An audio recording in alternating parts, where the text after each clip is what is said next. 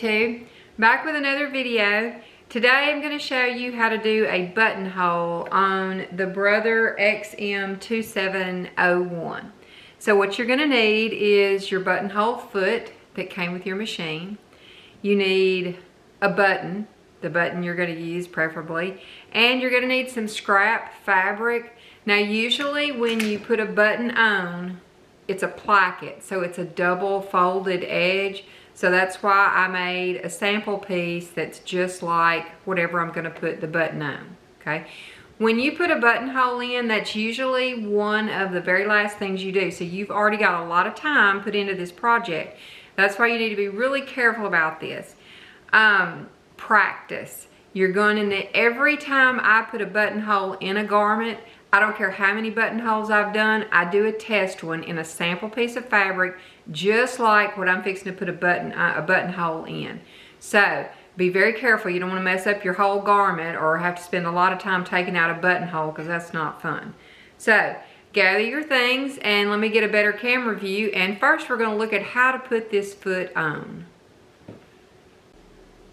So here we are with our general purpose foot on. We're going to take it off first. This little black lever right here, if you just push it, your foot falls right off and you can remove it. Get my threads out of the way. Now, here's your buttonhole foot. Before we put it on, let's go ahead and put our button in it. So you're going to slide, so you're going to slide, I'm pushing this, and you see how that's sliding out there? And once I get it out enough distance, you're just going to place your button right in there, and then you can tighten this back up by pushing down. Okay, make sure it's snug in there, give it a little, and make sure it's centered in there. Okay, now we're ready to put it on. This metal tab right here is what's going to fit right under the little curve right there. And the button part goes to the back. Make sure that this is, well, you can slide it later. All right, sometimes you have to lift up a little bit more on the foot to get it under there, and then drop that lever down and it just snaps right into place. Then lift up again. Make sure you have the foot on well, okay? If it lifts up, you know it's on well. So now we have the foot on and we're ready to spin it back around and get started. I always like to have my upper thread running through the foot instead of just after you put the foot on. See, it's still up here on the top part. So what I do is hold your top thread out a little bit and roll your needle down. It attaches to the bobbin. I don't pull it all the way up, but then lift your foot up and you can slide something in between there, and it pulls that thread down through this hole. So now both my top and bottom thread are under the foot. Okay, all right, let's put this down. Now we need to engage the buttonhole. So first, let's talk about the settings. On the pattern selector, your buttonhole is number 1. So on your pattern selector dial, you're going to want to turn it to the 1 if it's not already there. All right, now this dial is your tension. So I normally have mine somewhere between 3 and 5. I'm going to leave it at 4 now. We'll adjust that after the test run if necessary. This is your stitch width. Now this is going to tell you how wide each bar tack is. So I like mine fairly wide. I've got mine on a 5, but you can turn this all the way down to what you don't want to go to 0 because you won't be able to see it. But I like mine on 5. This is your stitch length. So this is going to determine whether you have like an open zigzag or a really closed zigzag. And I like mine tight. You can set it anywhere from F to 1.5. So I usually keep mine not on the F, but just right close to it. So that's it for your settings. Now let's engage the buttonhole function. Okay, the lever you need is a little bit hard to see from the front. It's kind of back behind there. So let me spin the machine around just a little. This flat lever right here that says push on it, you're gonna slide it all the way down. Now when it gets right here, sometimes it wants to hang up on this part of the buttonhole foot. So you need to push it back behind that and finish pulling it down. You'll feel it click when it engages, okay? So let me do that one more time. It's all the way up here.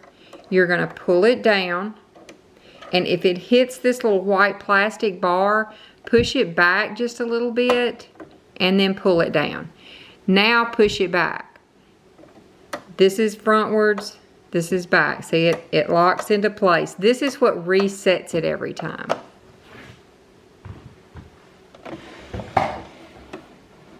Okay, we have our settings.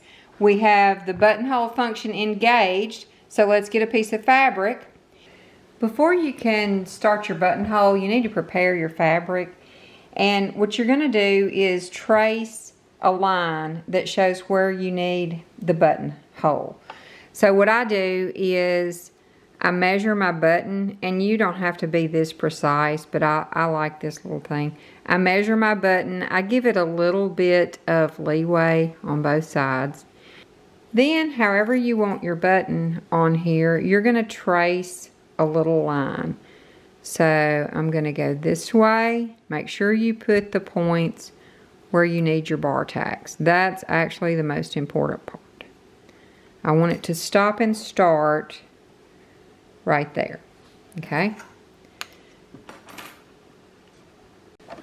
Lift up your presser foot, and we're going to put this in here. Now when your buttonhole starts to sew, it's gonna sew down here first and go backwards. So when you put it under your foot, you're going to align this very first bar tack. It needs to be aligned with those red crosshairs in there, as close as possible. You know, you're not going to get it minutely, but get it lined up in there, and then let your presser foot down. And I'm going to straighten that a little bit because I want it to sew straight. Okay, there's a fairly good view. You can see through the little hole, here's my bar tack right here. Okay, now the rest of the button is going to go towards the back. You see where the edge of my fabric is. The rest of the button hole is going to go far to the back. So we have it aligned. We have our settings. We have our button foot and everything ready. Let's see if we can sew a buttonhole. So let's start sewing a buttonhole. Now what I like to do before I ever start, to make sure that it is in starting position, go here and press this. Make sure it is pressed to the back, because that's what resets your buttonhole. You'll see when we get finished, this is going to pop to the front. So every time you want to start a new buttonhole, you need to press this to the back and make sure it is down as far as it comes. Okay? And then we'll just get the foot pedal and give it a little gas.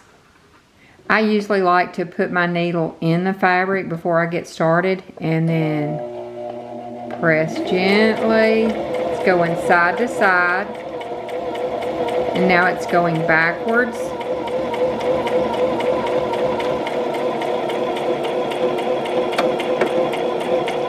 It's doing the back tack, and now it's coming to the front.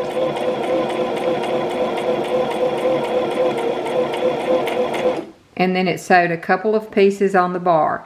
Now, it's up to you to stop it, because if you keep going, it's going to start sewing the buttonhole all over again. It's just going to start going right like it would go. So once it sews 2 or 3 times across this bar tack, you're good to go.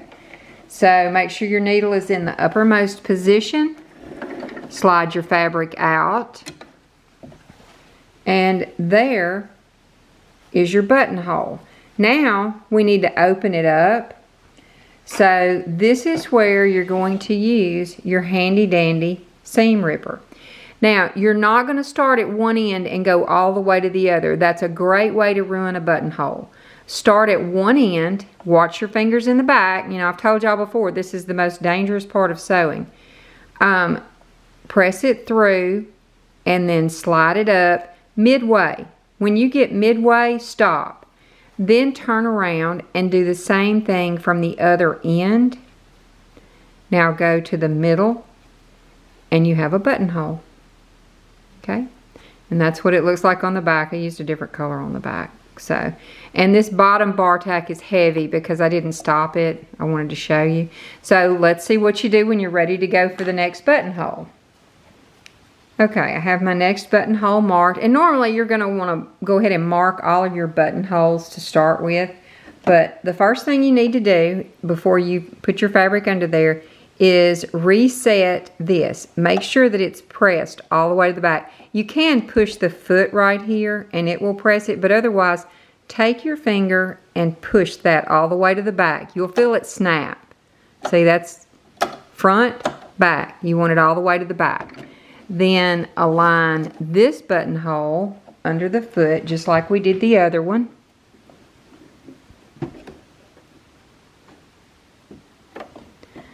Turn the hand wheel to put that needle in there, and then let's give it a little gas.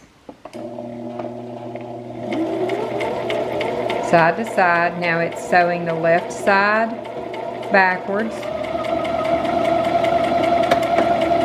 And there it's doing the front bar tack. Now coming back. Couple of stitches on the bar again, okay? And foot up and out. Now, what to do with these threads. The thread that you just cut, this one right here, what I like to do with that is turn my work over to the back. If you pull on your bobbin thread, it will pull up a loop, and that is that thread that you just cut, your upper thread. And when you get the loop up, you can pull it through to the back.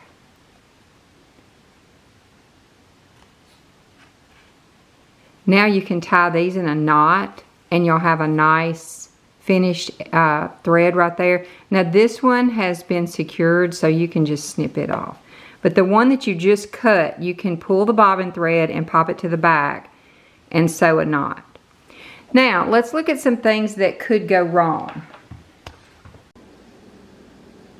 Okay, this is an extreme case scenario of where one side is much denser than the other. But I wanted to do it this way so you can see what I'm talking about. If one side is much tighter than the other side, you can adjust this. But now, don't stress yourself out. If it's just a little bit off, you're not going to notice that, because remember, there's going to be a button on top of this. So don't overly stress yourself. But if it is significant like this, where it makes the fabric kind of bunch up, on the back of your machine,